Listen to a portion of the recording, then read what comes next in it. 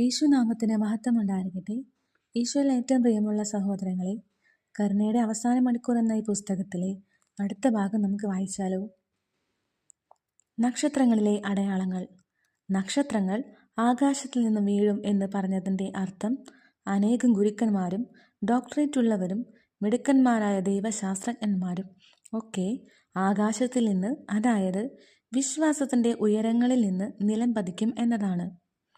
ഇടർച്ചക്കിട നൽകുന്ന ദുഷ്ടജീവിതവും അനേകരുടെ പാപങ്ങളും മൂലമാണ് അത് സംഭവിക്കുന്നത്. വീണ്ടും ഞാൻ നിങ്ങൾക്ക് മുന്നറിയിപ്പ് തരുന്നു. ഇതുവരെ ഉണ്ടായിട്ടില്ലാത്തതും ഇനി ഉണ്ടാകാൻ ഇടയില്ലാത്തതുമായ ഉഗ്രപീഡനം വരാനിരിക്കുന്നു.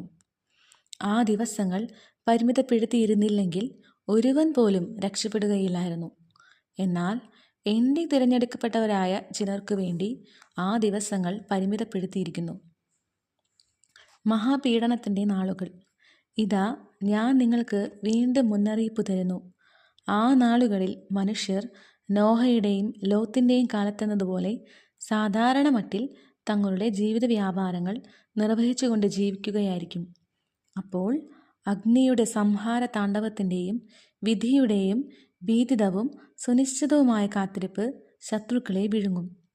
വിശുദ്ധ ഗ്രന്ഥം പറയുന്നത് പോലെ അഗ്നി അവിടുത്തെ മുൻപേ നീങ്ങുന്നു. അത് അവിടുത്തെ വൈരികളെ ദഹിപ്പിക്കുന്നു. അവിടുത്തെ മിന്നൽ പിണരുകൾ ലോകത്തെ പ്രകാശിപ്പിക്കുന്നു. ഭൂമി അത് കണ്ട് വിറകൊള്ളുന്നു. കർത്താവിൻ്റെ മുമ്പിൽ പർവ്വതങ്ങൾ മെഴുകുപോലെ ഉരുകുന്നു. അതുകൊണ്ട് എൻ്റെ കുഞ്ഞുങ്ങളെ, ഞാൻ വീണ്ടും വീണ്ടും പറയുന്നു, ഇപ്പോൾ തന്നെ പരിഹാരം ചെയ്യുക. അക്രമങ്ങൾ ക്ഷമിക്കുക. അന്യായമായി സമ്പാദിച്ചവ തിരികെ കൊടുക്കുക. പുണ്യത്തിൽ ജീവിക്കുക. മതത്തെയും വിശ്വാസത്തെയും എൻ്റെ സഭയെ തന്നെ ഏറ്റുപറയുക. എല്ലായ്പ്പോഴും ഇങ്ങനെ ചിന്തിക്കുക.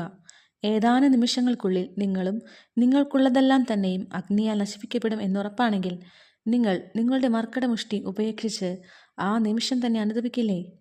അതുകൊണ്ട് ഒരുങ്ങുക. എതിർ ക്രിസ്തുവിൻ്റെ കാലം തൊട്ടരികിൽ എത്തിയിരിക്കുന്നു. യേശുവിൽ ഏറ്റവും പ്രിയമുള്ള സഹോദരങ്ങളെ, ഈ ഓരോ ബുക്കിലെ ഓരോ പേജുകൾ മറിക്കുമ്പോൾ നമ്മൾ കൂടുതൽ ശ്രദ്ധിക്കണം എന്നാണ് എനിക്ക് മനസ്സിലാവുന്നത്. ഇപ്പോൾ തന്നെ നമ്മുടെ രാജ്യത്ത്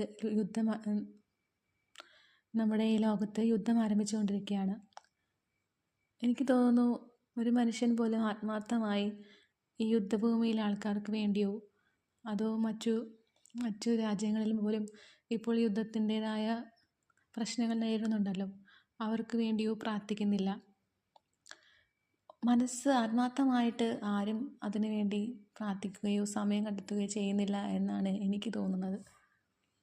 മനസ്സിൽ ചിന്തിച്ച് നോക്കിയപ്പോൾ ഒരു ചേച്ചിയുടെ ഒരു വീഡിയോ ഞാൻ കേട്ടായിരുന്നു. അതിൽ ആ ചേച്ചി പറയുന്നു, ഈശോയുടെ സന്ദേശമാണ് ആ ചേച്ചിക്ക് ഉണ്ടായത്.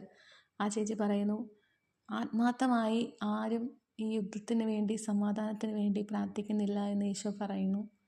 അതുകൊണ്ട് ആ ചേച്ചിക്ക് സഹനം കൊടുത്തിരിക്കുകയാണ്. അതുകൊണ്ട് നമുക്കും ഈ അവസാന കാലത്തിൻ്റെ അടയാളമായ യുദ്ധങ്ങൾക്ക് വേണ്ടി പ്രാർത്ഥിക്കാം. അവയ്ക്ക് സമാധാനമുണ്ടാകുവാനും ലോകസമാധാനത്തിന് വേണ്ടി പ്രാർത്ഥിക്കാം. നമുക്ക് ജപമാലകൾ ചെല്ലാം, കരുണയുടെ ജപമാലകൾ ചെല്ലാം, പരിശുദ്ധ അമ്മയോട് പ്രാർത്ഥിക്കാം, വിശുദ്ധ കുർബാനയിൽ സമർപ്പിച്ച് പ്രാർത്ഥിക്കാം. യേശു നമ്മളെല്ലാവരും അനുഗ്രഹിക്കട്ടെ. Praise the Lord. Ave Maria.